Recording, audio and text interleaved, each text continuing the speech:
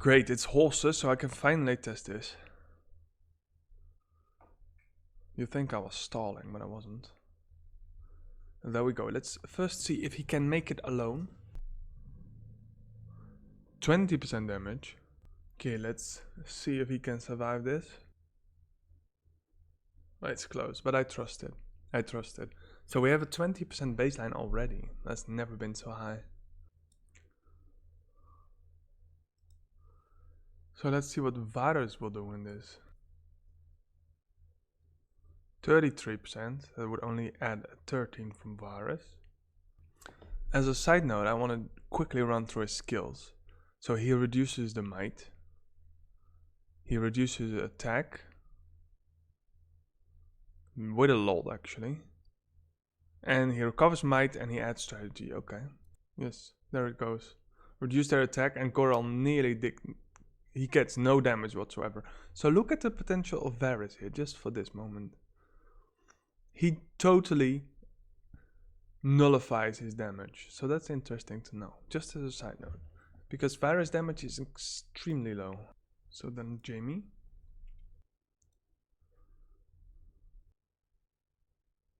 And he does 39. There aren't much spearmen. Even worse, there's only 3 free-to-play spearmen. So as you can see, he's all about prowess. And prowess is actually the damage that his own guards or his regiment does. So that's the little spearman walking behind him. I think prowess is not that interesting. We'll check it out later. And so I bought Julian.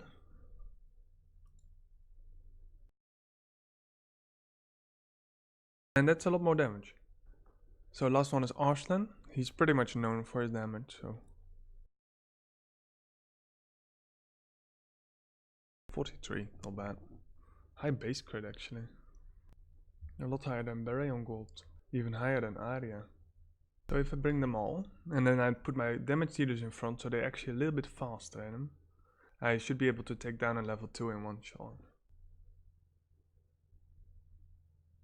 That's so easy kill.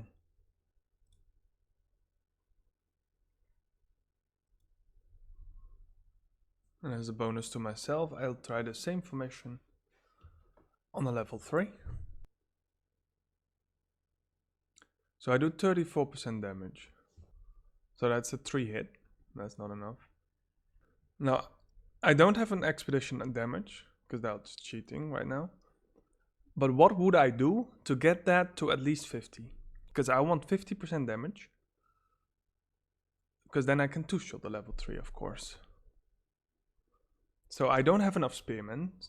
Level 3 Hedge Knight. We have these guys. Now, Varus has a very low damage. Only 13%. So I might as well take him out. So I bring Jana to boost the attack of everyone. And I think I'm gonna try it with Meryl. Let's see how much damage I do now. It's only 40. Look at the attack up. So obviously Jana gives attack up. So it's a level 3. So I don't think Correll can survive without. Let's quickly put that to a test. But if I don't send Jana, I have to send Varus back in. To make sure his damage is lower. So he doesn't kill Correll. So let's see if with Varus I can actually survive this. Because we know by now that Varus reduces attack from the enemy. Plus it's a spearman, of course. He does less damage, as I expected. As you can see, Correll survives, even though it's barely. Really barely. So we don't lose the damage from Correll, actually. But this is what I wanted to tell you, and I think I've said it a lot of times. And this is also the reason why I put Jana on Legendary in my cavalry tier list. Because thanks to her, even when I send a golden Varus against a horseman, my other spearmen still do more damage without that Varus and when I bring Jana. Only on blue. So this was a little bonus I added to show you the value of support chars. If I remove my lowest damage dealer, even though it's a spear against the cavalry, and I replace it with someone that boosts attack, I do more damage. Obviously I added Jan at first to just save Correll against the level 3, because we know he survives against level 2 but not against level 3. And now we're at it, I really want to test something else as well. Meryl and Varus, because I really want to see if it's really that bad to send cavalry against cavalry. Okay, so remember with Meryl we did a little bit over 40%. And now we put Varus back in there. And we know Jana gives more than Varus. And because she boosts all the damage dealers, of course, with attack buffs. And we actually do more with Varus than with Meryl. So then we know if Jana buffs Varus, he actually does more than Meryl. So let's throw in a real damage dealer, like an archer. Let's see if we can top this a little bit. And he does 47%, which is way more. So I have one more char that boosts damage and attributes of all other allies, and that's Tyrion. Unlike Jeanne, you always put Jeanne in the middle because she has this round area and that she often splashes on herself. So you want to make sure everyone get hit by it. And Tyrion actually just adds attack to all allies and adds might and attributes and everything.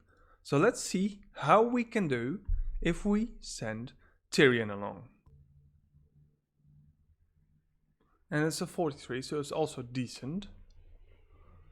And so far the most viable, unless I bring Theon. Because so far only Theon did more damage, almost 48.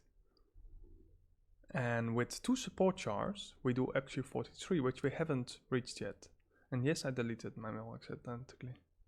So what I want to try is to remove Jana, keep Tyrion here, but then I need a way to keep Correll alive. But I just want to test it, and I don't think it will come out that high. It could be, but I don't think so. Because now Varus, of course, will do a lot more damage than Jana. But what I basically want to test is if Tyrion can buff better than Jana. So there's a big chance Correll dies without Jana to support him. But we have Varus. So that's 39. Alright, look at all these buffs, it's beautiful. That's all attributes, by the way. Ashlyn has standard attack up for himself. Well, at the start of a battle, actually. So I haven't seen Tyrion proc yet. That's gonna take any longer. Oh, there it goes, an attack for everyone. It's very short, actually. Well, Correll somehow survived. So that's actually not interfering with us. So that actually confirmed that with Tyrion, we do 2% less damage than with Jana. So here we are. So I might have talked a little bit too much about supports. So there's a little less than the other tier lists. There's only 5 Spearmen commands, and that's lucky because I bought Julian. Unintended, I gave you also a little tutorial about support champions. And I hope you liked that part at least. So as you can see, Julian does crazy damage. As is this new char, I guess, a new pay-to-win char. But so does Arson. I think you shouldn't underestimate Arson's damage, it's incredibly high. It even beats some of the pay-to-win chars, so that's absolutely beautiful. So let's just get going with it. So let's start with Correll. I think Correll is by far the best tank in game. Do his fast reload on strategy, has a massive stun in front of him, but he also has the most health of all free-to-play champions. And except for Rob, who has just a few defense more, he has also the highest defense. So that's really impressive. As a tank, you always want this guy frontline somewhere. So I'm gonna put him, because he's free to play, but he doesn't really bring good specializations, I'm gonna put him on Epic. I think that's a great place for him. And then we get to Varus. So Varus is a pure support champion. And I see potential in his skills. As we saw earlier, he can reduce or nullify the damage of high damage dealers. Provided you put them in the right spots, of course. But his own damage is so incredibly low. Even though he has a decent splash attack. But it's weaker than Vice's and maybe even weaker than Melissandra's. So I think this guy could use a real decent boost. So I'm gonna put, of course he gives research speed, a specialization. You have to remember that. So I think I'm gonna put him on uncommon, do his research speed actually. For the rest, I'm not impressed. Maybe he can use him decently in the Weirwood, especially against high damage bosses. And then you want to put him on the backline against that boss. And that's pretty much all I can imagine actually right now. So I think Ashlyn has one of the highest damages for free-to-play champions. So that's absolutely very impressive. And also one of the highest crit. Plus that he adds crit to his stats with several skills. Other than that, he has wood production, which is not that impressive to me. So I'm going to put him on rare purely for his damage. So I'm quite disappointed about Jamie. Of course, yeah, he boosts total attack a little bit. But other than that, he boosts Spearmen health and defense. So that's not too impressive. And then his skills all focus on prowess. His only skill that would be decent is boosting the prowess of all commanders. So that gives an early damage boost. He can do massive damage against very strong bosses because he can do 10% health damage. So in the Weirwood you can actually use him a little bit better. But other than that, it's not that impressive char. So I'm going to put him on uncommon as well. So Julian is a bit of a weird char actually. So he boosts the attack of spearmen, infantry and cavalry by 30% of specialization, which is pretty impressive, I'm not gonna lie. And then he has two skills that add crazy amounts of damage and damage reduction, which is also good to be a common tank killer. However, despite him having only 24,000 health, they give him 2 defense stats, which actually don't make any sense because you want to put him on the backline. Because if he takes damage, he's actually going to die anyway, very soon. So I don't really know why they want to give him 2 defensive skills. Because he obviously is a backline char. And if he gets attacked by anything, he will take a few hits, but it won't be that impressive. I mean, yes, he will get at least the defense of a Correll. But his health will only be half of Correll, so he will pretty much die really fast as well. So, I don't get the defense skills. You could have given it more utility, maybe pass it along the team, something to boost the team a little bit, to give some attack boost to the team if he's all about charging in. And so I don't really get his skills at this point. I get his both damage skills and his adding to strategy, which is, by the way, adding to strategy is usually negative against rebel leaders. Because what you want to imagine, so you have a spearman countering a cavalry and his base damage is going to be crazy high. If he keeps throwing in his active skills, you actually get the problem that his active skills are starting to do less and a lot less damage than his basic attacks. So, because it also takes time to cast the skill, etc. So I'm not really fond of the strategy as well. So I'm going to put him on... yeah, his damage is massive. I'm gonna put him on epic. I'm actually gonna put nothing on legendary, nothing on ancient today. These spearmen are under-impressing me, and if I put anything on legendary, it's gonna be Correll actually. So here we are with the entire list. If you don't agree with anything about the placement or what I say about the skills, just let me know in the comments. And also tell me where you want me to make tier lists of. And next time I'm actually gonna try to set up a free-to-play tier list with combinations against all possible rebel leaders.